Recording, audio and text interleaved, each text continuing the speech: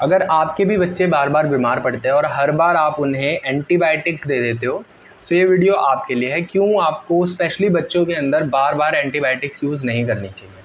तो चलिए शुरू करते हैं। एंटीबायोटिक्स एक ऐसी दवाइयाँ होती हैं जिनका मतलब ये है बैक्टीरिया को मारने वाली। एंटीबायोटिक्स ये बॉडी के अंदर जो भी हार्मफुल बैक्टीरिया है उसको तो किल करती ही करती हैं, बट अगर आप छोटी से छोटी बीमारी के अंदर एंटीबायोटिक्स देने लग जाओगे तो बैक्टीरिया के अंदर रेजिस्टेंस डेवलप हो जाता है। इसको आप ऐसे समझ सकते हो कि उसको आदत पड़ जाएगी, वो स्मॉल अमाउंट्स में वो एंटीबायोटिक्स कंज्यूम कर करके रेजिस्टेंट हो जाएगा, म्यूटेशंस कर लेगा अपने अंदर, कुछ चेंजेस ले आएगा, जिसके बाद वो एंटीबायोटिक्स कभी भी उस बैक्टीरिया पे काम नहीं करेगी।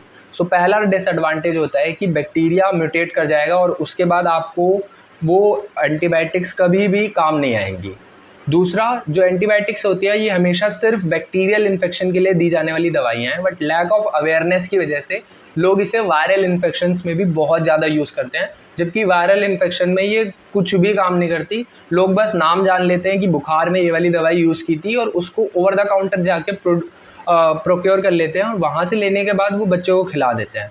सो एंटीबायोटिक्स को कभी भी इस तरीके से नहीं देना चाहिए। एंटीबायोटिक्स का एक प्रॉपर कोर्स होता है और उस कोर्स में फिजिशियन की एडवाइस के साथ ही उसको देना चाहिए बच्चों के अंदर। अभी मैं आपको ऑल्टरनेट तरीके भी बताऊंगा बच्चों में जो आप यूज़ कर सकते हो instead of giving these medications, ठीक है। तो हर बार एंटीबायोटिक्स देने से पहला होगा कि एंटीबायोटिक्स रेजिस्टेंस डेवलप हो जाएगी।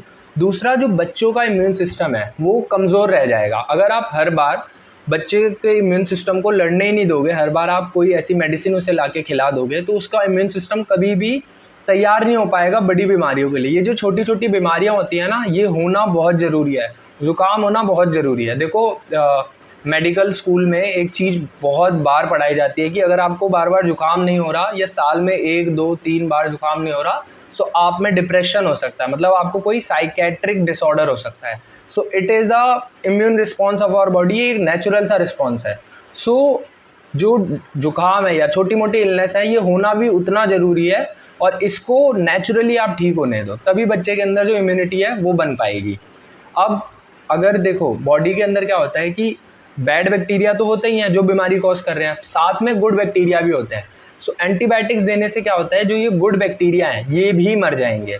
अब गुड बैक्टीरिया हमारी गट में डाइजेशन में हेल्प करते हैं। अगर गुड बैक्टीरिया मर जाएंगे, हमारे मूड तक को सही रखने के लिए गुड बैक्टीरिया का बहुत बड़ा रोल होता है, ठीक है। सो एक गट और माइंड का एक्सिस होता है, मतलब जो हमारा गट है वो हमारे माइंड से कनेक्टेड है डायरेक्टली।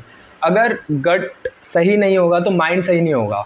सो बच्चों के मूड स्विंग्स ये एंटीबायोटिक्स का एक साइड इफेक्ट है जिसे हम कभी भी समझ नहीं पाते। इम्यूनिटी का कम हो जाना या फिर डाइजेशन में दिक्कत हो जाना, सो ये सभी साइड इफ़ेक्ट्स हैं जो आपने एंटीबायोटिक्स दी छोटी छोटी बीमारियों के लिए, जो बच्चों में डेवलप होते चले गए साइड इफ़ेक्ट्स और आपको बाद में चल के पता चला।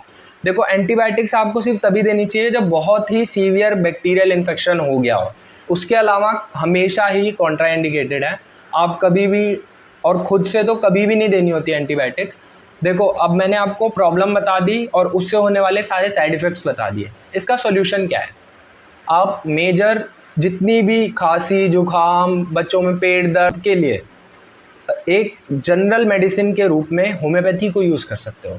होम्योपैथी के कोई भी ऐसे लॉन्ग टर्म साइड इफ़ेक्ट नहीं है, ना कोई एंटीबायोटिक रेजिस्टेंट डेवलप होने वाली, ना ये इम्यूनिटी के डेवलपमेंट में इंटरफेयर करेगी और ना ही बच्चों के अंदर बाद में इसके कोई मूड पे साइड इफ़ेक्ट आएंगे, ना डाइजेशन पे कोई साइड इफ़ेक्ट आएगा और ना उनकी गट हेल्थ ख़राब होगी, ना उनकी बॉडी के गुड बैक्टीरिया मरेंगे। So these are all the benefit जो होम्योपैथी आपको ऑफर कर सकती है ऐसे केस। दूसरी चीज़ है जो नेचुरल हमारे तरीके हैं। जैसे जुकाम के लिए एक चीज़ कही जाती है कि अगर आप इसे मेडिसिन दोगे तो ये 7 दिन में ठीक होगा और नहीं दोगे तो 1 हफ्ते में ठीक हो जाएगा, ठीक है।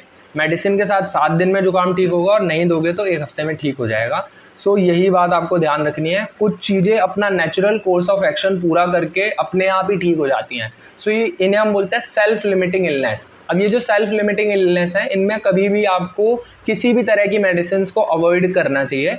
ये बच्चों के अंदर इम्यूनिटी डेवलपमेंट के लिए बहुत ज़रूरी होती हैं। आप अगर इन्हें लिमिट कर दोगे, इन्हें रोक दोगे, तो ये बाद में चल के बड़ी बीमारियाँ कॉज कर सकती है।